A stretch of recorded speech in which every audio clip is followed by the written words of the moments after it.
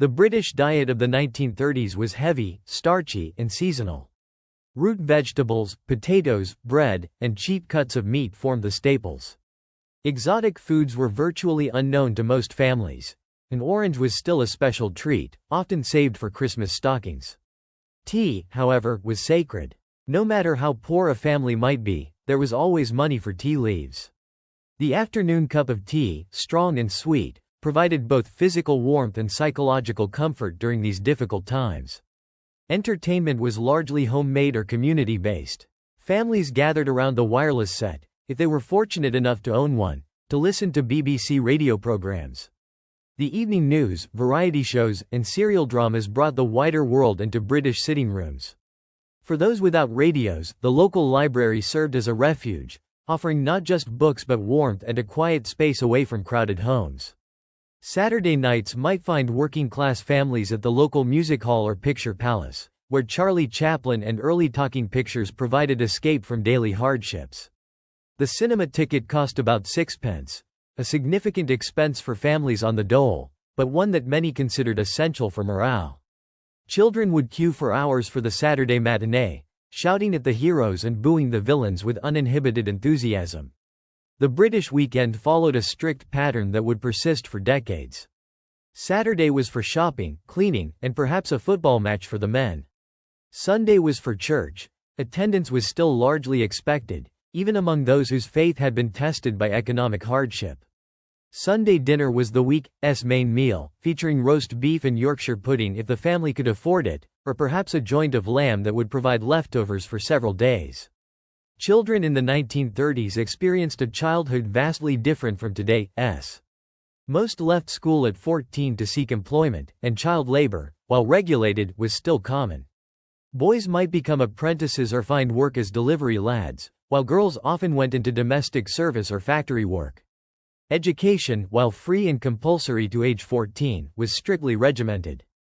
Children sat in rows, learning by rote, with the cane a common disciplinary tool. The British character during these early years of the decade was being forged in the crucible of hardship. The famous, stiff upper lip mentality, the ability to endure hardship without complaint, became not just a cultural trait but a survival mechanism. Families developed a stoic resilience, finding small joys amid larger struggles and maintaining dignity despite reduced circumstances. As 1932 turned to 1933, signs of change were becoming visible. The government's response to mass unemployment included public works programs and the beginnings of what would become the modern welfare state. The British Union of Fascists, led by Oswald Mosley, began holding rallies that attracted both supporters and violent opposition. Meanwhile, across the Channel, a failed artist named Adolf Hitler was rising to power in Germany, though few Britons yet understood the implications for their own future. The early 1930s established patterns of British life that would define the decade. Resilience in the face of hardship, strong community bonds forged by necessity, and a growing awareness that the old certainties of British society were crumbling. Change was coming, whether through economic recovery, social reform, or external threats that would soon test the nation's resolve in ways not seen since the Great War. By 1933, the first glimmers of hope began to pierce through Britain's economic gloom. The government's abandonment of the gold standard and a series of public works programs started to create jobs, though recovery was painfully slow and unevenly distributed. In the South and Midlands, new industries began to flourish, while the traditional industrial heartlands of the North remained mired in depression. This geographic divide would shape British politics and society for generations to come. Arthur Bennett, a skilled engineer from Birmingham, represented the emerging face of 1930s Britain. Unlike the unemployed mill workers of Manchester, Arthur found himself at the forefront of a technological revolution. The motor car industry was booming, and factories in Coventry, Birmingham, and Oxford were hiring thousands of workers to build Austin 7s, Morris Minors, and other affordable vehicles that would transform British life. Arthur earned 35 shillings a week, a respectable wage that allowed his family to rent a 3-bedroom semi-detached house in one of the new suburban developments springing up around major cities. The suburban dream became increasingly accessible to Britain's expanding middle class during the mid-1930s. These new housing estates, with their neat gardens, bay windows, and indoor plumbing, represented a dramatic improvement in living standards. The Bennett's home featured innovations that would have seemed miraculous to previous generations: electric lighting throughout, a fitted kitchen with running hot water, and even a small refrigerator, though this remained a luxury item that many families aspired to rather than owned. The transformation of British homes accelerated during this period. The wireless set evolved from a crackling luxury to an essential household item. By 1935, over 6 million homes had radio licenses, and families planned their evenings around BBC programming. Sunday afternoons meant classical music and educational talks, while weekday evenings brought variety shows, dance music, and the increasingly popular serial dramas that kept millions of listeners tuning in week after week. Fashion in mid-1930s Britain reflected both economic constraints and a growing desire for glamour. Women's clothing became more practical and affordable, with ready-made dresses available in department stores like Marks and Spencer for the first time. The typical British woman of 1935 might own 3 or 4 dresses, one for everyday wear, one for Sundays, and perhaps a special dress for evening occasions. Hemlines dropped to mid-calf, and the boyish figure of the 1920s gave way to more feminine silhouettes that emphasized the waist. Men's fashion was more conservative but equally telling of social change. The traditional 3-piece suit remained standard for office workers and professionals, but working men increasingly adopted more casual clothing during their leisure time. The flat cap, that symbol of working-class Britain, began to give way to trilby hats among the upwardly mobile. Young men, influenced by Hollywood movies, experimented with wider trouser legs and longer jackets, much to the disapproval of their elders. The British High Street was transforming during these years. Chain stores like Woolworth's, with its promise that nothing cost more than 6p, brought affordable goods to every town and city. These stores revolutionized shopping habits, offering everything from household goods to confectionery under one roof. The weekly shopping expedition became less of a chore and more of an experience, particularly for women who found new freedoms in both spending power and social interaction. Food culture began its slow evolution from the heavy, traditional British fare towards something more varied and interesting. The growing influence of American culture introduced new concepts. The cocktail party became fashionable among the middle classes, complete with canapés and sophisticated conversation. Tea shops proliferated in town centers, offering respectable venues where unmarried women could meet friends without compromising their reputations. The corner house restaurants of J. Lyons and Company provided affordable dining for the growing army of office workers, serving everything from a cup of tea and a bun to a full 3-course meal. The automobile began to reshape British society in ways that extended far beyond transportation. Car ownership, while still limited to the middle classes and above, brought new freedoms and social possibilities. Weekend drives to the countryside became popular, leading to the development of roadhouses and country pubs that catered to motorists. The Morris 8, launched in 1935 for just £118, brought car ownership within reach of skilled workers and lower middle-class families for the first time. Public transportation also evolved significantly. The London Underground expanded, bringing the suburbs closer to the city centre and enabling the growth of commuter communities. Bus services improved throughout Britain, connecting previously isolated rural areas to market towns and cities. These transportation improvements didn't just move people. They moved ideas, fashions, and cultural influences, gradually breaking down the insularity that had characterized many British communities. As the clock struck midnight on New Year's Eve 1929, welcoming the 1930s, few Britons could have imagined the dramatic changes that lay ahead. The decade would prove to be one of the most transformative in British history, marked by economic upheaval, social revolution, and the growing shadow of war on the horizon. The early 1930s found Britain still reeling from the Wall Street crash of October 1929. By 1932, unemployment had soared to over 3 million people, nearly a quarter of the working population. In the industrial heartlands of the North, Wales, and Scotland, entire communities found themselves without work as factories closed and mines shut down. The sight of long queues outside labor exchanges became as common as the red double-decker buses that still proudly traversed London's streets. Margaret Thompson, a fictional but representative housewife from Manchester, would have woken each morning in 1932 to the sound of her husband's heavy boots on the stairs. Not heading out to work at the cotton mill where he labored for 15 years, but to join the queue at the unemployment office. The Thompsons, like millions of British families, had to adapt to a new reality where a man's worth was no longer measured by his steady employment, and where making do became an art form. The British class system, that invisible but powerful force that had dominated society for centuries, began to show cracks during these harsh economic times. While the aristocracy still maintained their grand estates and the middle classes clung to their suburban respectability, the working classes were forced into a daily struggle for survival. Yet paradoxically, these hard times also brought communities together in ways that prosperity never could. In the terraced houses of industrial cities, neighbors shared whatever they had. Mrs. Smith might lend a cup of sugar to Mrs. Jones, who in return would help with the weekly washing. Children played in the streets with improvised toys. Tin cans became drums, old stockings stuffed with rags became footballs, and imagination transformed gray urban landscapes into kingdoms of adventure. The typical British home of the early 1930s was still largely without the conveniences we take for granted today. Most families lived in rented accommodation. House ownership was a luxury reserved for the middle and upper classes. A working-class family might occupy 2 or 3 rooms in a terrace house, sharing outdoor toilets with their neighbors and washing clothes in a communal scullery.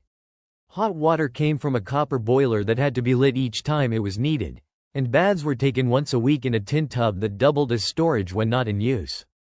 Gas lighting was still common in many homes, though electric lighting was becoming more widespread in urban areas. The flick of a switch to illuminate a room was still a minor miracle to many Britons who had grown up with oil lamps and candles. Central heating was virtually unknown outside wealthy households. Most families relied on coal fires in the main living room, with other rooms remaining unheated except when absolutely necessary. The kitchen was the heart of the British home, dominated by a large range that served multiple purposes: cooking, heating water, warming the house, and even drying clothes on wet days. Mothers like our fictional Margaret would rise early to light the fire, a ritual that marked the beginning of each day. Breakfast might consist of porridge or bread and dripping for the children, with perhaps a kipper or egg on special occasions. Food shopping was a daily necessity since most homes lacked proper refrigeration. The weekly routine involved visits to the butcher, baker, greengrocer, and general store, each a specialized establishment where the shopkeeper knew his customers by name and often extended credit during hard times. The corner shop, with its bell that jangled when the door opened, was a social hub where news and gossip were exchanged along with groceries.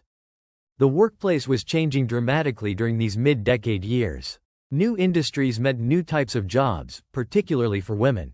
The expansion of light manufacturing, electrical goods production, and service industries created opportunities that hadn't existed before. Women found employment in radio and electrical component factories, in the growing advertising industry, and in the expanding retail sector. Though still paid significantly less than men, these jobs offered more independence and social contact than traditional domestic service. Office work became increasingly feminized during this period. The typewriter, telephone, and filing system created a demand for clerical workers that was largely met by women.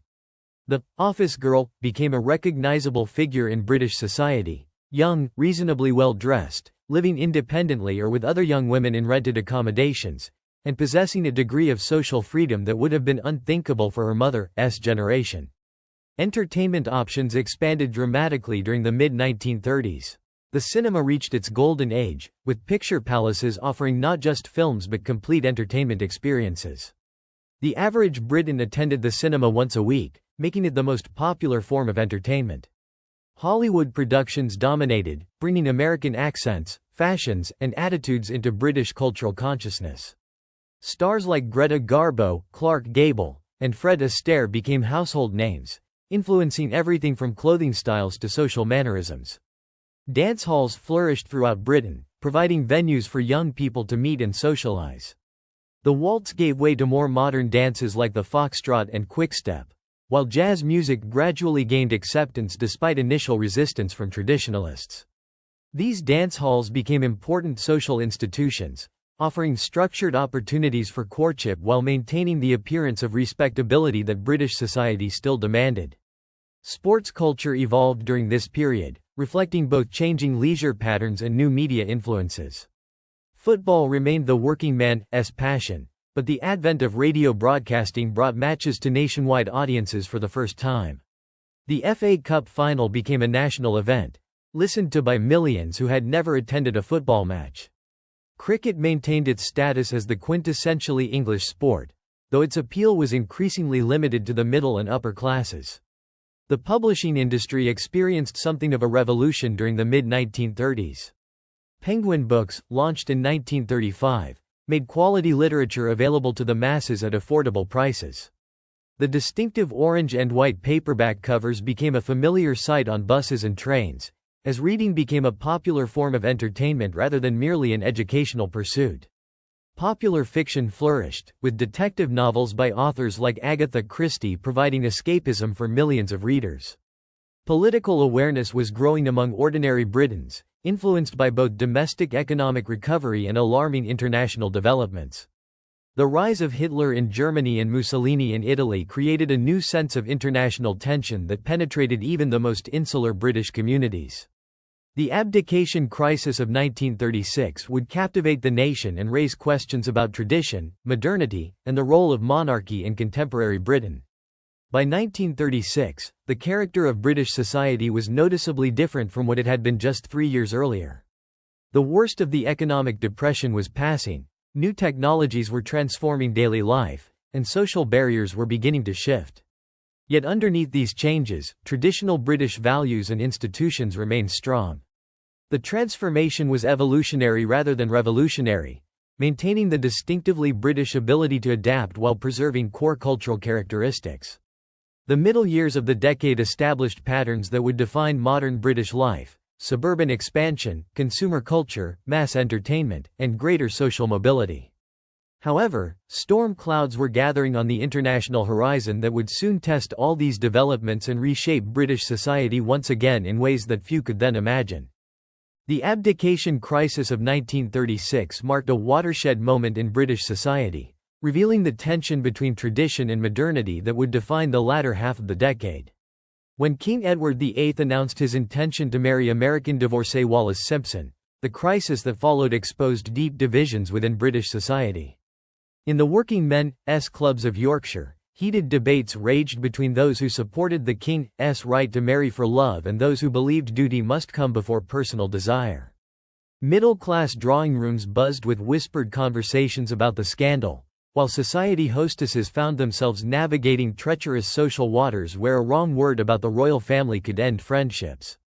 Dorothy Hartwell, a secretary at a London insurance firm, exemplified the changing role of women in late 1930s Britain.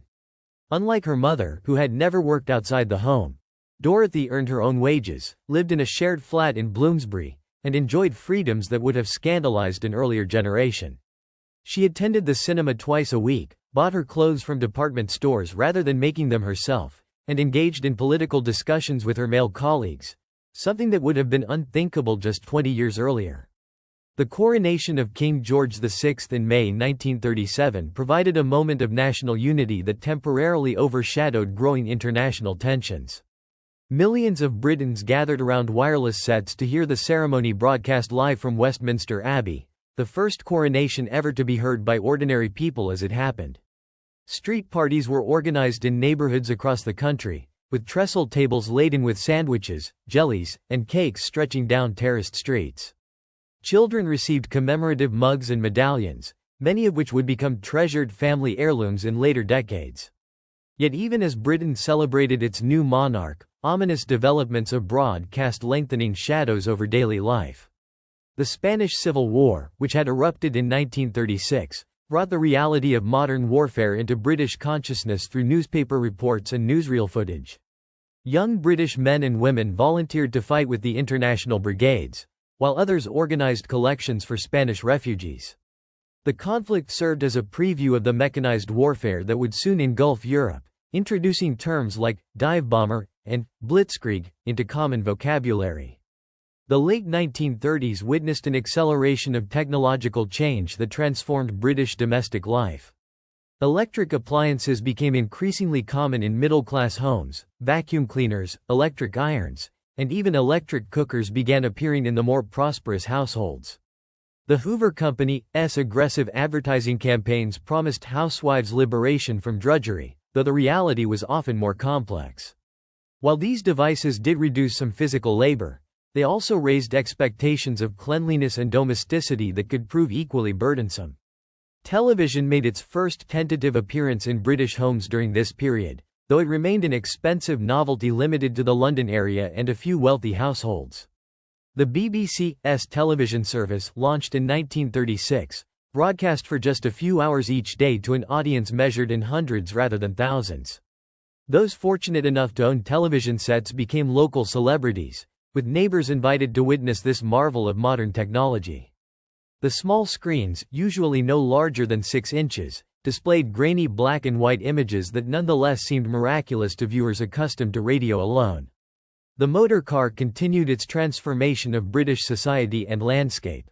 By 1938, there were over 2 million cars on British roads, a tenfold increase from the beginning of the decade.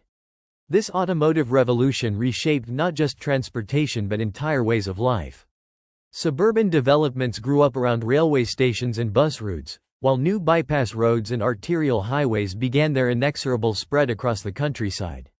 The traditional market town, accessible only by branch railway line, gradually gave way to communities designed around the automobile. Leisure culture evolved rapidly during these years, reflecting both increased prosperity and a growing sense that time might be running out. Holiday camps like those pioneered by Billy Butlin offered working-class families their first taste of organized leisure, complete with entertainment programs, sports facilities, and communal dining halls. These camps represented a democratization of holiday-making previously available only to the wealthy. Families who had never ventured beyond their local area found themselves participating in talent competitions, organized games, and evening entertainment alongside hundreds of other holidaymakers. The seaside resort reached its golden age during the late 1930s. Towns like Brighton, Blackpool, and Southend-on-Sea attracted millions of visitors annually, their piers, promenades, and pleasure palaces representing the height of popular entertainment. The British seaside holiday became a cultural institution, complete with its own rituals, donkey rides, Punch and Judy shows, fish and chips wrapped in newspaper, and the inevitable family photograph taken against the backdrop of beach and sea. Fashion during this period reflected both the influence of Hollywood glamour and growing practical considerations. Women's clothing became more streamlined and sophisticated, with bias-cut dresses that followed the body's natural lines. The influence of designers like Coco Chanel filtered down through department store copies, making fashionable clothing accessible to a broader audience. However, there was also a growing emphasis on practical clothing that could be worn for multiple occasions, a prescient trend given the rationing that would soon follow. Men's fashion remained conservative but showed subtle signs of American influence. The popularity of Hollywood films introduced British men to more casual styles of dress, though traditional suits remained standard for work and formal occasions. The weekend wardrobe expanded to include sports jackets, pullover sweaters, and flannel trousers, clothing that reflected increased leisure time and outdoor activities. The British diet began to show the first signs of internationalization during this period. Chinese restaurants appeared in major cities, offering exotic dishes to adventurous diners. Italian ice cream vendors became familiar figures in seaside resorts and urban areas. However, these foreign influences remained limited to the more cosmopolitan areas and adventurous individuals. Most British families still ate traditional fare, roast beef and Yorkshire pudding on Sundays, fish and chips on Fridays, and lots of bread, potatoes, and tea throughout the week. The workplace continued its evolution, with new industries creating new categories of employment. The aircraft industry, driven partly by military contracts and partly by the growth of commercial aviation, employed thousands of skilled workers. Radio and electronics manufacturing expanded rapidly, creating jobs for both men and women. The service sector grew significantly, with more Britons than ever before working in shops, offices, and restaurants rather than in traditional manufacturing or agriculture. Education began to adapt to changing social and economic realities. The school leaving age remained 14 for most children, but increasing numbers stayed on to 16 or even 18 to gain additional qualifications. The expansion of white-collar employment created demand for workers with clerical skills, leading to growth in commercial colleges and secretarial schools. Adult education programs flourished, with working men and women attending evening classes to improve their prospects or simply to broaden their horizons. Political consciousness was rising throughout British society during this period. The success of the Labour Party in local elections reflected growing support for social reform and workers' rights. Trade union membership increased, and industrial disputes became more common as workers felt confident enough to press for better conditions. At the same time, the British Union of Fascists continued to hold rallies and marches, though their support was declining as the true nature of fascism became apparent through events in Germany and Italy. The cultural life of Britain flourished during these years, perhaps spurred by a sense that peacetime civilization needed to be celebrated while it still could be. The publishing industry experienced something of a golden age, with authors like George Orwell, Aldous Huxley, and Graham Greene producing works that would define the literary landscape for generations. The BBC expanded its programming to include more educational content, drama productions, and cultural programming that brought high culture to mass audiences for the first time. As 1938 progressed, the international situation became increasingly ominous. The German annexation of Austria in March and the Czechoslovak crisis that followed brought the reality of potential war closer to ordinary British lives. Air raid precautions began to be discussed seriously, and some communities started organizing civil defense exercises. Gas masks were distributed to households, and Anderson shelters appeared in back gardens, grim reminders that the peaceful prosperity of the mid-1930s might soon come to an abrupt end. The Munich crisis of September 1938 provided a stark preview of how quickly normal life could be disrupted. When Prime Minister Neville Chamberlain flew to meet Hitler, millions of Britons gathered around wireless sets to follow the negotiations. Trenches were hastily dug in London parks, children were evacuated from some areas, and families began stockpiling food and supplies. The relief that followed Chamberlain's return with his promise of peace for our time was profound but tinged with skepticism among many who sensed that this was merely a postponement rather than a solution. By late 1938, British society had undergone profound changes since the beginning of the decade. Living standards had improved significantly for many, new technologies had transformed daily life, and social barriers had begun to shift. Women enjoyed greater freedom and opportunity than ever before, while working-class families had access to consumer goods and entertainment previously reserved for the wealthy. Yet underneath this surface prosperity lay growing anxieties about the future and an increasing awareness that the comfortable certainties of British life might soon be tested in ways not seen since the Great War. The year 1939 began with a deceptive sense of normalcy. Despite the growing international tensions, many Britons still believed that war could be avoided through diplomacy and negotiation. The New Year's celebrations were subdued but hopeful, with families gathering around their wireless sets to hear Big Ben chime in what they hoped would be a year of continued peace. Yet beneath the surface optimism lay an undercurrent of anxiety that would prove all too prescient as the months unfolded. James Morrison, a bank clerk from Edinburgh, represented the millions of ordinary Britons who found their lives transformed by events far beyond their control.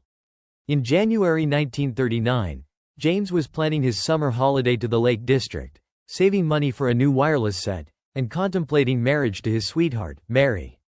By September, he would be dressed in khaki, training with the Territorial Army and preparing to leave everything familiar behind. His story was replicated across the nation as the decade that had begun with economic depression concluded with the outbreak of the most devastating war in human history. The early months of 1939 saw British society continuing many of the trends that had defined the decade. Consumer spending remained strong, with families investing in household improvements and modern conveniences.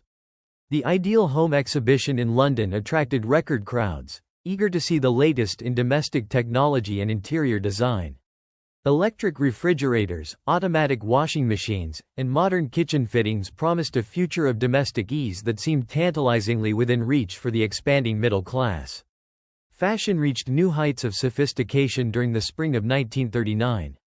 The influence of Parisian couture filtered down through British department stores, bringing elegant silhouettes and luxurious fabrics to those who could afford them. Women's magazines featured articles on spring cleaning your wardrobe and garden party elegance, maintaining the illusion that normal social routines would continue indefinitely. The royal family's tour of Canada and the United States in May and June provided welcome distraction, with newspapers full of photographs showing Queen Elizabeth's elegant outfits and the warm reception given to the royal couple by their North American hosts. Entertainment culture flourished during these months of false peace. The cinema continued to dominate popular leisure, with Hollywood productions like The Wizard of Oz and Gone with the Wind providing escapism that would soon seem poignantly ironic. Dance halls remained packed with young couples enjoying what would prove to be their last carefree evenings for years to come. The BBC expanded its television broadcasts, though the service was still limited to the London area and watched by fewer than 20,000 households. The British holiday industry experienced what would prove to be its last great season of the decade during the summer of 1939. Seaside resorts were packed with families determined to enjoy their traditional 2 weeks by the sea. Holiday camps reported record bookings, while the railways ran special excursion trains to transport city dwellers to coastal destinations. Photographs from this period show crowded beaches, busy promenades, and smiling families blissfully unaware that this would be their last peacetime holiday for 6 long years. Yet even during these seemingly normal months, signs of the approaching storm were becoming impossible to ignore. Air raid precautions, ARP, exercises became more frequent and realistic. Local authorities distributed gas masks to every household, and the sight of people carrying these ominous cardboard boxes became commonplace on British streets. Anderson shelters appeared in increasing numbers in suburban gardens, their corrugated iron construction a stark reminder that the next war would be fought not just on distant battlefields but in British cities and towns. The transformation of British industry accelerated throughout 1939 as the government prepared for war.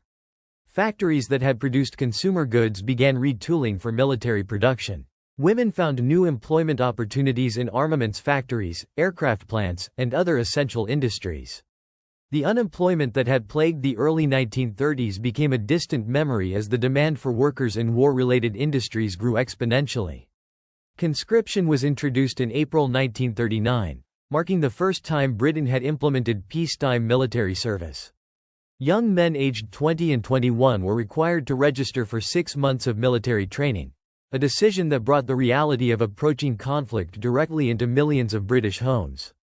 The sight of young men in uniform became increasingly common on British streets, while families began the painful process of saying goodbye to sons, brothers, and sweethearts who might not return.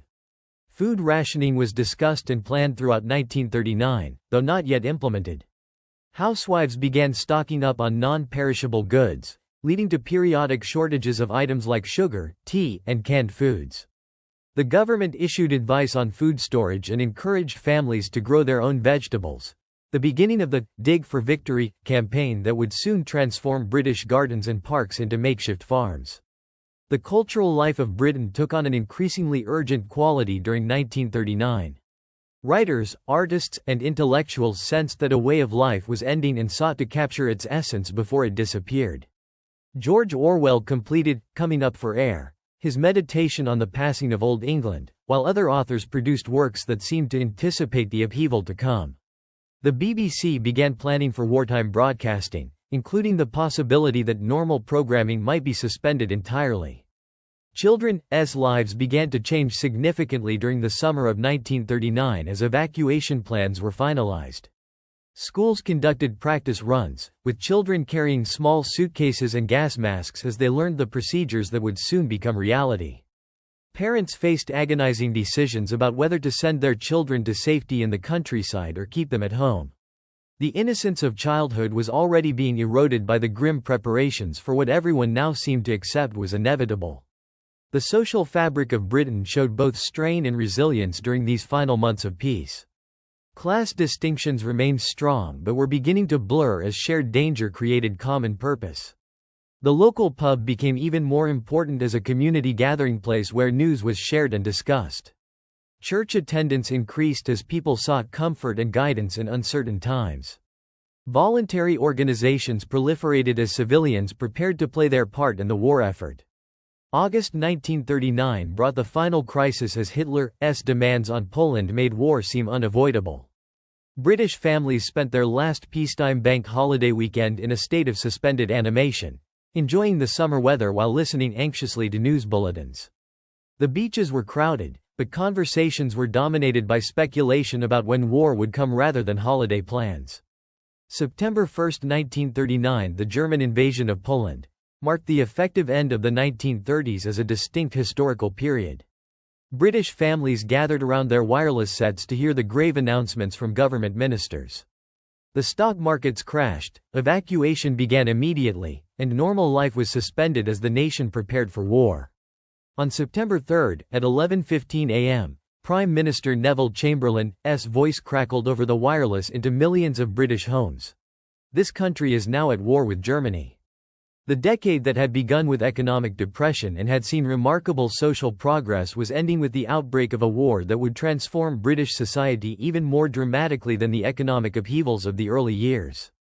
The air raid sirens that wailed across London just minutes after Chamberlain's announcement proved to be a false alarm, but they symbolized the end of an era. The Britain of 1939 was dramatically different from the country that had entered the decade 10 years earlier. Living standards had improved significantly for most people, new technologies had transformed daily life, and social barriers had begun to erode.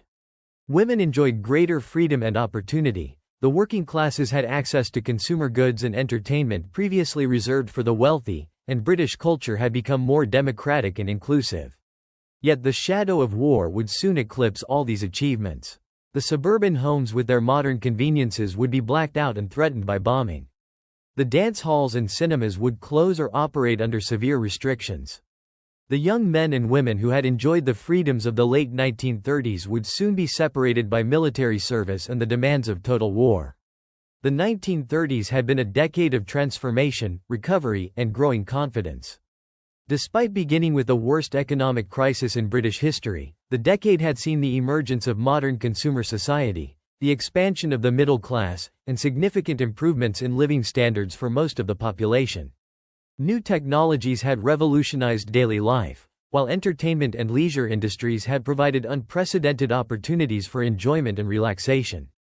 But perhaps most importantly, the 1930s had revealed the resilience and adaptability of British society. The same qualities that had enabled communities to survive the economic hardships of the early decade, stoicism, mutual support, and quiet determination, would soon be called upon to face even greater challenges. The Britain that entered the war in September 1939 was better equipped to face the trials ahead because of the experiences of the previous 10 years. As families across Britain settled down to their first evening of wartime existence, few could have imagined the full extent of the changes that lay ahead. The decade that had transformed Britain from a Depression-era society into a modern consumer democracy was ending, but its legacy would endure.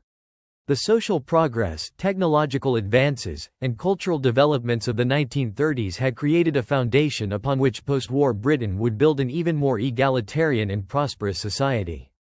The 1930s were over, but their influence on British life would last for generations.